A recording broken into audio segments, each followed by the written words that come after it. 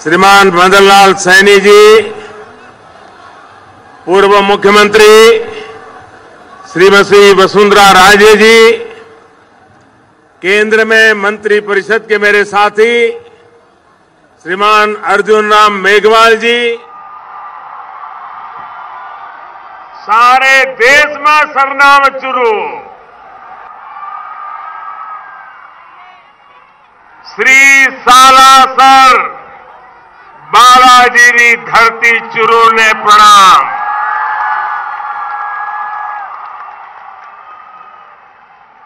बाबा थारी देश विदेश में खूब घनी मान्यता है।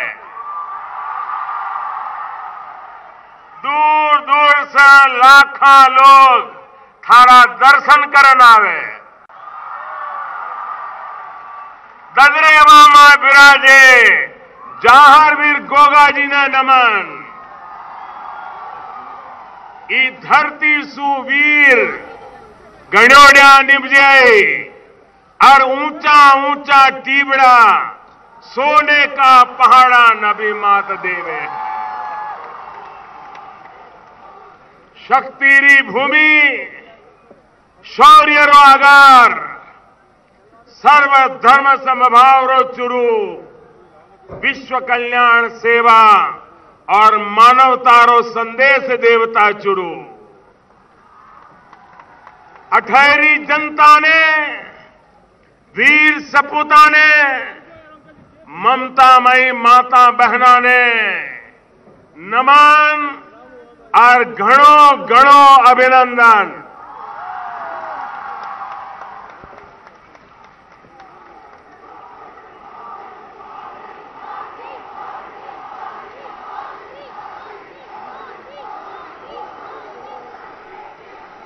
आज आपका मिजाज कुछ और लग रहा है।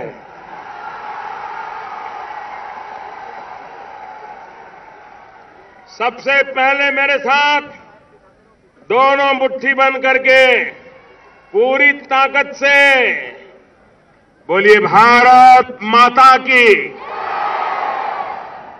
आवाज बोलो भारत माता की, भारत माता की। आपकी ये भावनाएं, आपका ये उत्साह, आपका ये जोश मैं भली भांति समझ रहा हूं।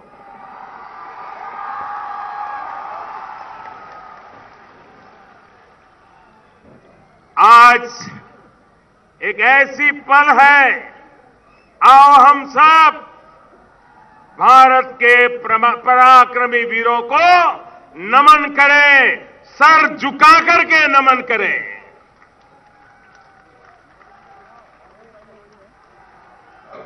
आज चूरू की धरती से मैं देशवासियों को विश्वास दिलाता हूं कि देश सुरक्षित हाथों में है।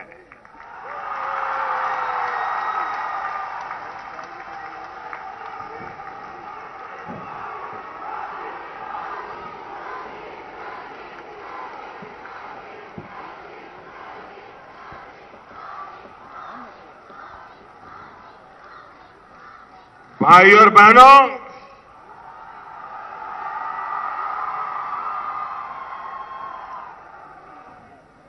साल 2014 में विजय शंखनाद युवा संगम के दौरान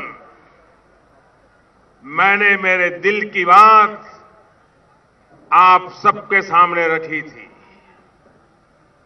मैं 2014 की बात कर रहा हूं और मेरी आत्मा कहती है आज का दिवस उसे फिर से दोहराने का दिवस है।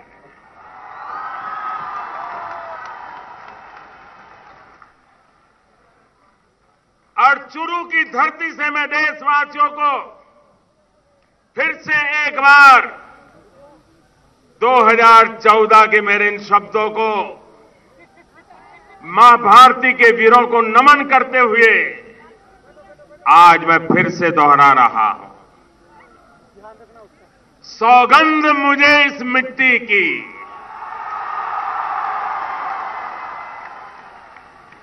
सौगंध मुझे इस मिट्टी की, मैं देश नहीं मिटने दूंगा, मैं देश नहीं रुकने दूंगा, मैं देश नहीं झुकने दूंगा।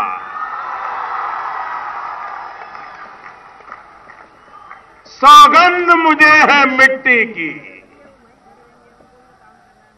मैं देश नहीं मिटने दूंगा,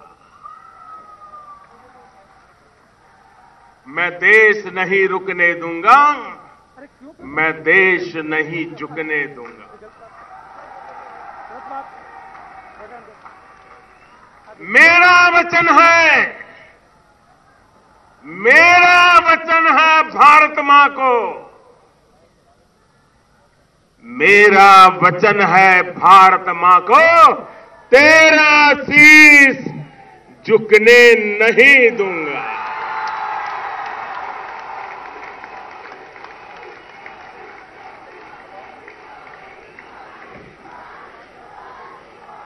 सौगंध मुझे इस मिट्टी की, सौगंध मुझे इस मिट्टी की, मैं देश नहीं मिटने दूंगा। जाग रहा है देश मेरा,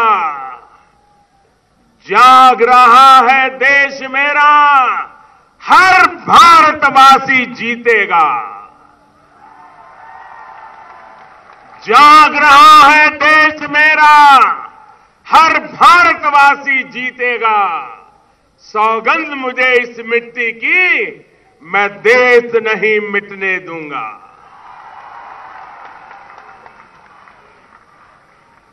हमें देशवासियों, हमें फिर से दोहराना है और खुद को याद दिलाना है।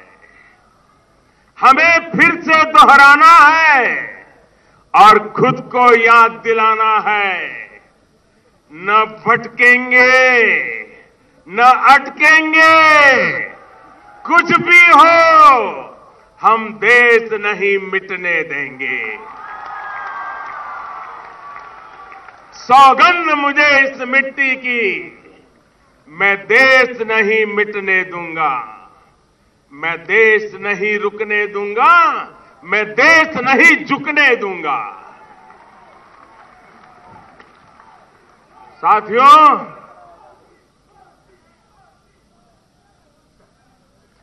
देश से बढ़कर कुछ नहीं होता। देश की सेवा करने वालों को, देश के निर्माण में लगे हर व्यक्ति को आज के इस महत्वपूर्ण दिवस पर फिर एक बार ये प्रधान सेवक नमन करता है।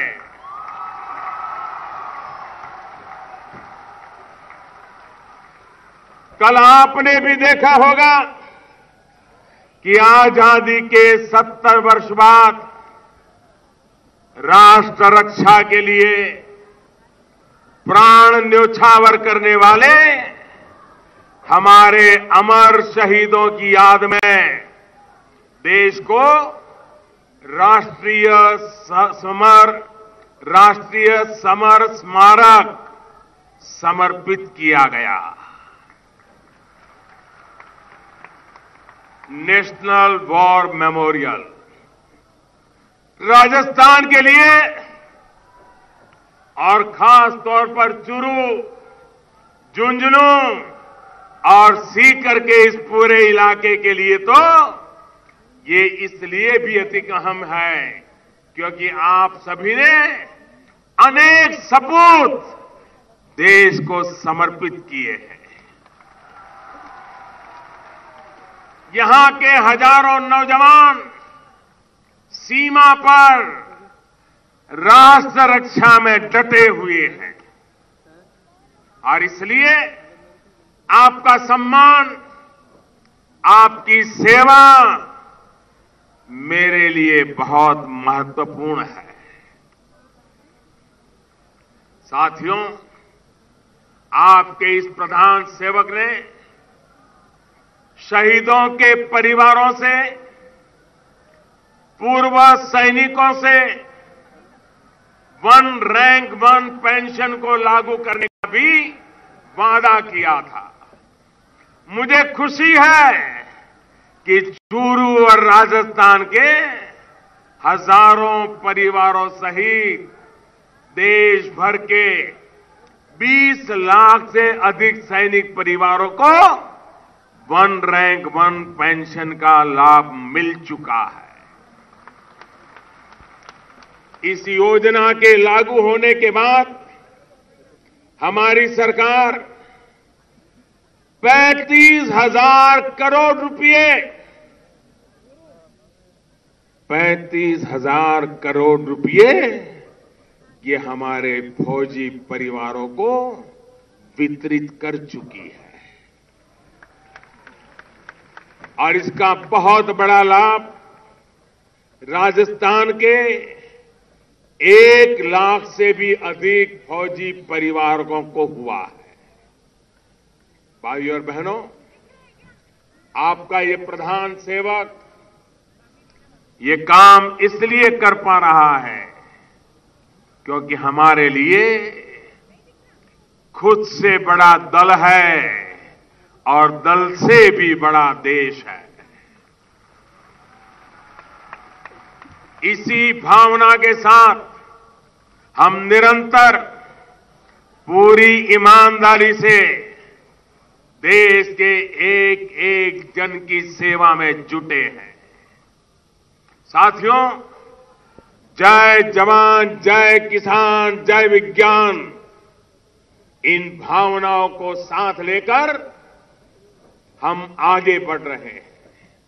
मुझे खुशी है कि 2 दिन पूर्व देश के इतिहास में किसानों के लिए बनाई गई सबसे बड़ी योजना की शुभ शुरुआत हुई है। बाबा गोरखनाथ का तो इस भूमि से भी नाता रहा है। उनके आशीर्वाद से यूपी के गोरखपुर से प्रधानमंत्री किसान सम्मान निधि को लॉन्च किया गया। एक बटन दबाते ही देश भर के 1 करोड़ से अधिक किसानों के बैंक खाते में 2,000 रुपये की पहली किस्त पहुंच गई है और बाकियों को भेजने का काम तेज गति से चल रहा है।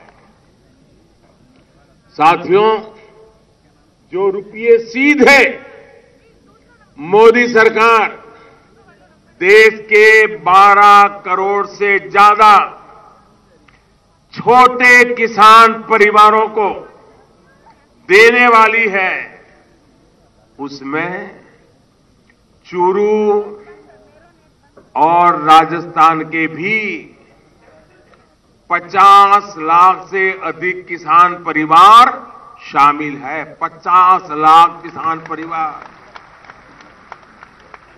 लेकिन मेरे भाइयों बहनों, खास करके राजस्थान के मेरे किसान भाइयों बहनों, दुख की बात यह है कि परसों जिन 1 करोड़ से अधिक किसान परिवारों को मोदी सरकार की तरफ से सीधी मदद की पहली किस्त पहुंची, उसमें चूरू का, राजस्थान का एक भी किसान परिवार नहीं है।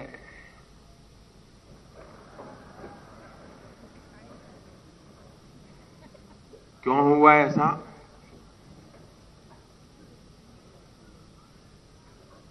इसलिए हुआ क्योंकि यहां की सरकार ने अभी तक केंद्र सरकार को लाभार्थी किसानों की सूची ही नहीं भेजी है। उत्तर प्रदेश ने भेजी, बिहार ने भेजी, महाराष्ट्र ने भेजी, गुजरात ने भेजी, तमिलनाडु समेत अनेक राज्यों ने सूची भेजी, लेकिन राजस्थान की कांग्रेस सरकार से किसानों की लिस्ट मिलने का हमें आज भी इंतजार है।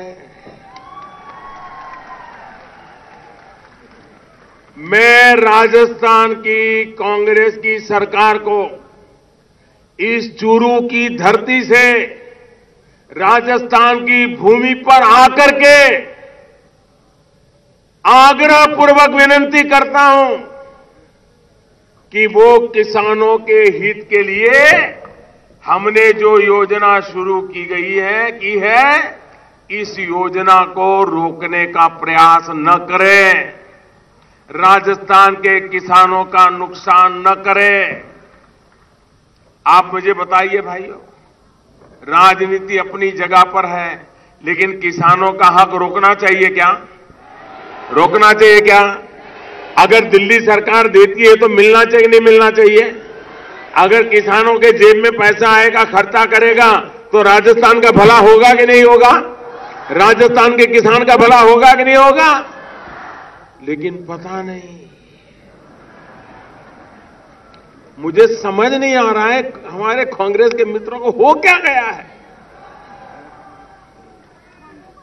साथियों, आपके इस प्रधान सेवक ने किसानों के लिए जो योजना बनाई है, उसका लाभ आपको निरंतर होगा।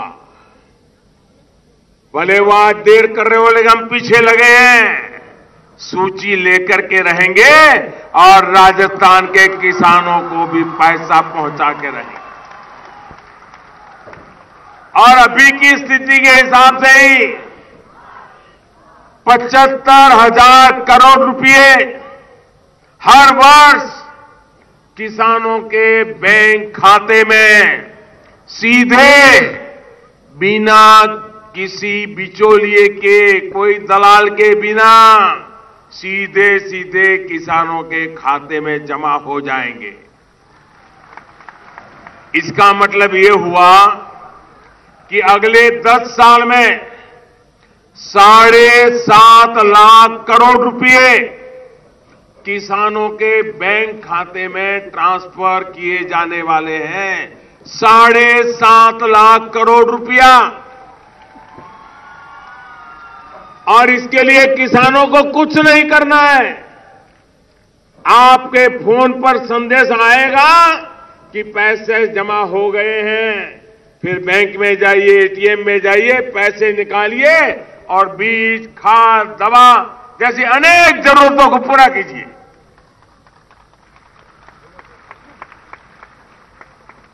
भाइयों बहनों, 1 फरवरी को जब संसद में इस योजना का ऐलान हमने किया था, तो कई लोग कहने लगे थे कि ये हो ही नहीं पाएगा, ये नामुमकिन है।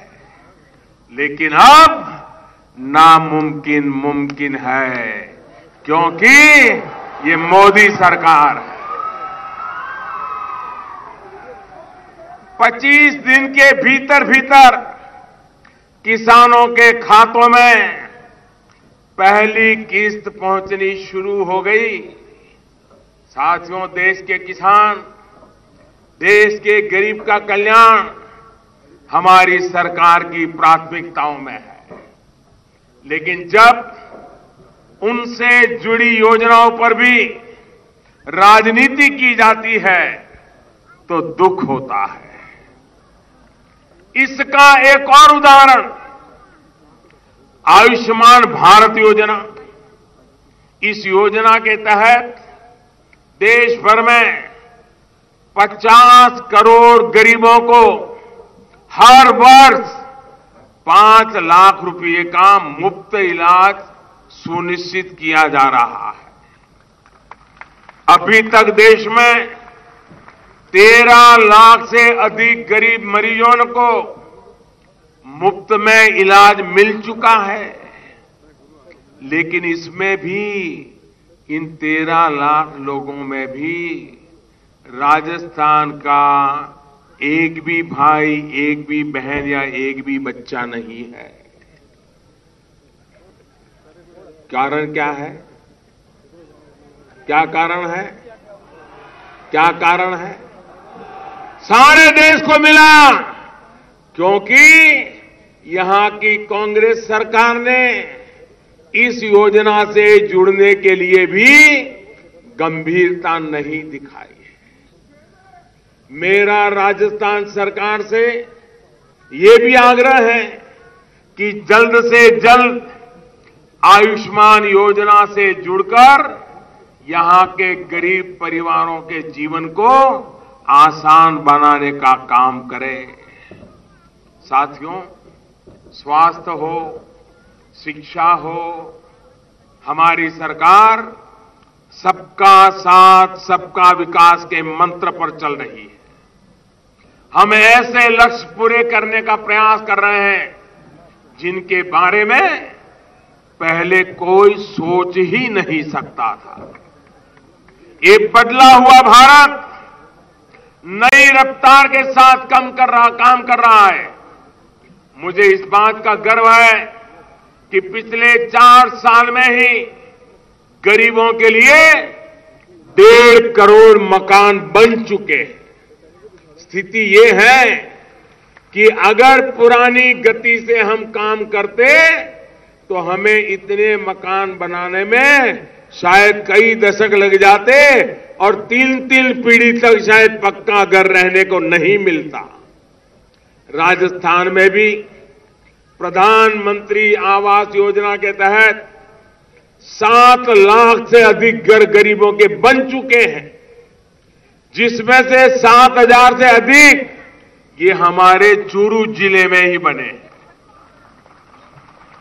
साथियों, गरीबों को घर मिल ही रहे हैं, साथ ही मध्यम वर्ग के घर के सपने को भी पूरा किया जा रहा है। होम लोन के ब्याज पर छूट की योजना से मध्यम वर्ग के साथियों को 5 से 6 लाख रुपए तक की बचत 20 वर्ष की अवधि में तय है।